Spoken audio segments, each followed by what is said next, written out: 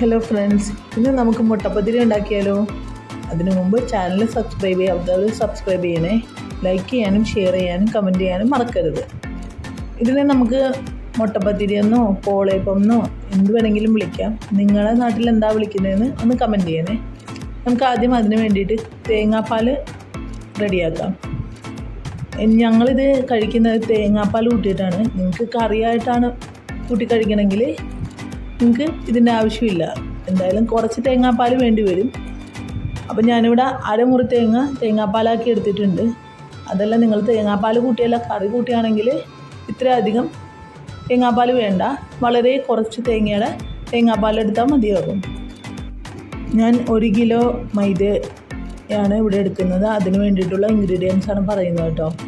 ഞാൻ 2 മുട്ട കഴുകി വൃത്തിയാക്കി എടുത്തിട്ടുണ്ട്. അതെന്തിനാണെന്ന് വെച്ചാൽ ഇതിൻ്റെ തൊണ്ട് നമുക്ക് ആവശ്യമുണ്ട്. ആ 2 മുട്ട പൊട്ടിച്ച് നമുക്കൊരു മിക്സിയുടെ ജാറിലേക്ക് ഒഴിച്ചു കൊടുക്കാം. ഇനി നമുക്ക് അടുത്തതായിട്ട് ഇതിലേക്ക് തേങ്ങാപ്പാലും കൂടി ഒഴിച്ചു കൊടുക്കണം. അതൊരു 3 സ്പൂൺ തേങ്ങാപ്പാൽ. അത് ഓൾറെഡി നമ്മളിവിടെ എടുത്തു വെച്ചേക്കുന്ന തേങ്ങാപ്പാലിൽ നിന്നൊരു 3 സ്പൂൺ തേങ്ങാപ്പാൽ ഒഴിച്ചും കൊടുക്കാം.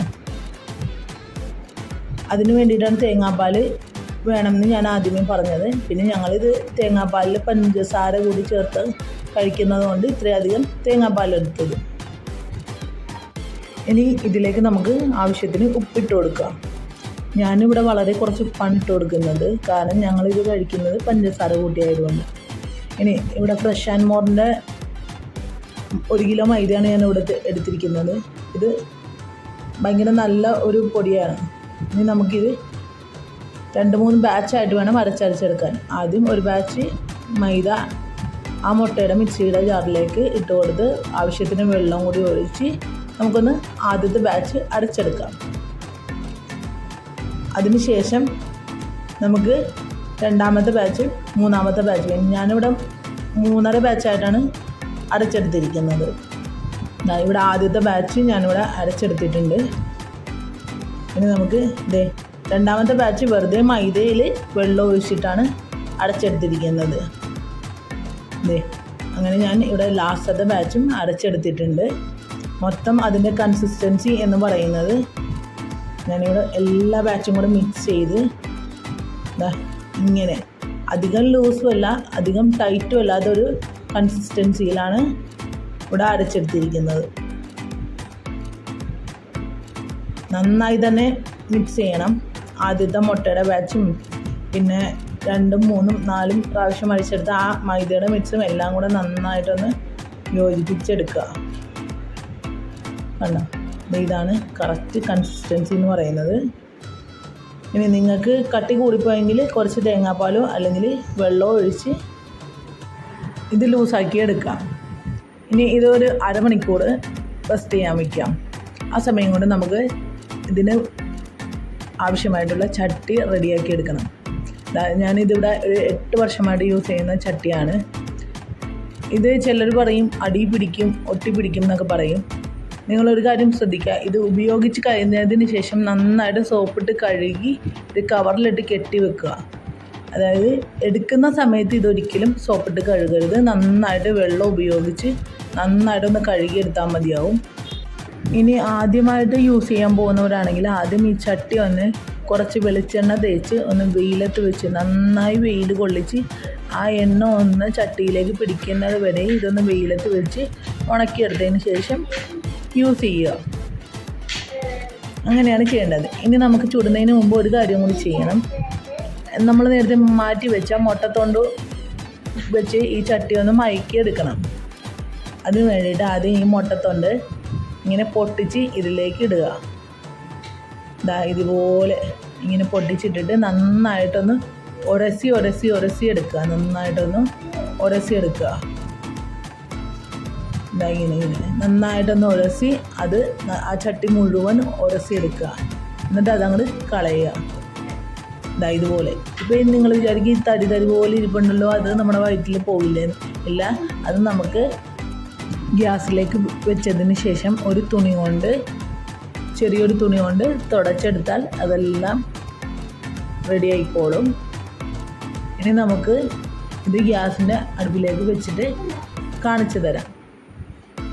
ഇപ്പം ഞാനിത് ഗ്യാസ് ഓൺ ചെയ്ത് വെച്ചിട്ടുണ്ട്. എന്നിട്ട് ഈ ഒരു ചെറിയ പീസ് തുണി കൊണ്ട് നന്നായിട്ടൊന്ന് തുടച്ചെടുത്താൽ എല്ലാം കംപ്ലീറ്റ് അതിലെ തരിതരിപ്പും എല്ലാം പോകും. ചട്ടി നന്നായി ചൂടായതിന് ശേഷം മാത്രം മാവ് ഒഴിക്കാൻ പാടുള്ളൂ. അതിന് മുമ്പ് മാവ് ഒഴിച്ചാൽ അടുക്കി പിടിക്കും. അതുകൊണ്ട് അത് പ്രത്യേകം ശ്രദ്ധിക്കുക. ചട്ടി എപ്പോഴും നല്ലപോലെ ചൂടായിട്ടിരിക്കണം. ഞാൻ ഇതിൻ്റെ ഒപ്പം തന്നെ പാലാടയ്ക്ക് വേണ്ടിയിട്ടും പാൻ അടുപ്പത്ത് വെച്ചിട്ടുണ്ട്. രണ്ടും ഒരേ സമയമാണ് ചുട്ടെടുക്കുന്നത്. കാരണം ഇതേ സെയിം മാവ് കൊണ്ട് തന്നെയാണ് നമ്മൾ പാലാടയും ഉണ്ടാക്കുന്നത്. ഇപ്പോൾ ചട്ടി ചൂടായി ഞാൻ ആദ്യത്തെ തവി മാവ് ഒഴിച്ചു കൊടുത്തിട്ടുണ്ട്. ഇത് ഒഴിച്ചു കൊടുക്കുമ്പോൾ തന്നെ ഇങ്ങനെ ബബിൾസ് വരാൻ തുടങ്ങും. ഇനി നമുക്കതൊന്ന് അടച്ച് വെച്ച് തീ കുറച്ച് വെച്ച് ചെറിയ സിമ്മിൽ ഒരു മിനിറ്റ് മതിയാകും. ആ സമയം കൊണ്ട് നമുക്ക് പാനിലേക്ക് മാവൊഴിച്ച് പാലാടയ്ക്ക് വേണ്ടിയിട്ട് വീശിയെടുത്തിട്ടുണ്ട്. ഇനി നമുക്കിതിലേക്ക് നെയ്യും പഞ്ചസാരയും ഇടണം. എൻ്റെ ആദ്യത്തെ അപ്പം റെഡി ആയിട്ടുണ്ട്. നല്ല സ്മൂത്ത്, നിങ്ങൾക്ക് കാണുമ്പോൾ തന്നെ അറിയാം എത്രത്തോളം അത് ഭയങ്കര സോഫ്റ്റായിട്ടാണ് ഇരിക്കുന്നതെന്ന്. നല്ല ടേസ്റ്റാണ് കേട്ടോ തേങ്ങാപ്പാലിനൊപ്പം ഇത് കഴിക്കാൻ. ഇനി അടുത്തത് നമ്മളൊന്ന് തുടച്ച് കൊടുത്തതിന് ശേഷം എണ്ണയൊന്നും ചേർക്കേണ്ട ആവശ്യമില്ല. ചട്ടി നന്നായിട്ട് ഹൈ ഫ്ലെയിമിൽ ഇട്ടിട്ട് വേണം മാവ് ഒഴിക്കാൻ. എന്നിട്ട് ലോ ഫ്ലെയിമിൽ അടച്ച് വയ്ക്കും. ആ സമയം കൊണ്ട് എൻ്റെ നേരത്തെ ഒഴിച്ച് വെച്ച പാലാട അതൊന്ന് മുരിഞ്ഞ് വന്നിട്ടുണ്ട്. അതിലേക്ക് നമ്മൾ നെയ്യും പഞ്ചസാരയും ഇട്ട് കൊടുക്കാം. ആ സമയം കൊണ്ട് പാലാടയും അവിടെ ഇരുന്ന് റെഡി ആയിക്കോളും. അങ്ങനെ അറ്റ് എ ടൈം 2 കാര്യങ്ങളാണ് ഞാൻ ചെയ്യുന്നത്.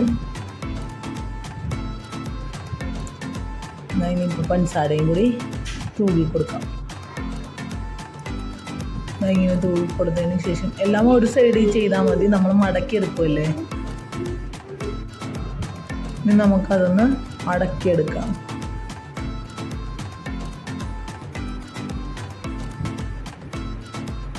ഇപ്പോൾ റെഡി ആയിട്ടുണ്ട്. ആദ്യത്തെ പാലാട റെഡി ആയിട്ടുണ്ട്. നമുക്കത് മാറ്റിയെടുക്കാം.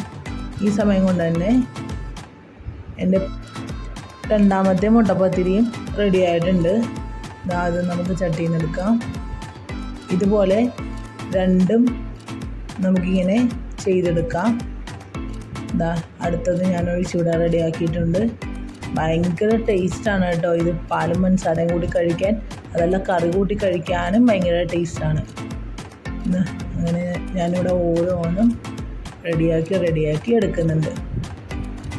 അതേപോലെ തന്നെ പാലാടയും അപ്പുറത്ത് എങ്ങനെ റെഡിയാക്കി എടുക്കാം. പിള്ളേർക്ക് കൂടുതൽ ഇഷ്ടം പാലാട കഴിക്കാനാണ്. ഇവിടെ വലിയ ആൾക്കാർക്ക് എല്ലാവർക്കും കഴിക്കാൻ ഇഷ്ടം മുട്ടപ്പത്തിരിയാണ്. കണ്ടോ, ഭയങ്കര സോഫ്റ്റാണ്, ഭയങ്കര ടേസ്റ്റാണ് ഇത്. തേങ്ങാപ്പാലിനൊപ്പമൊക്കെ കഴിക്കാൻ, കറി കൂട്ടി കഴിക്കാനും ടേസ്റ്റാണ്.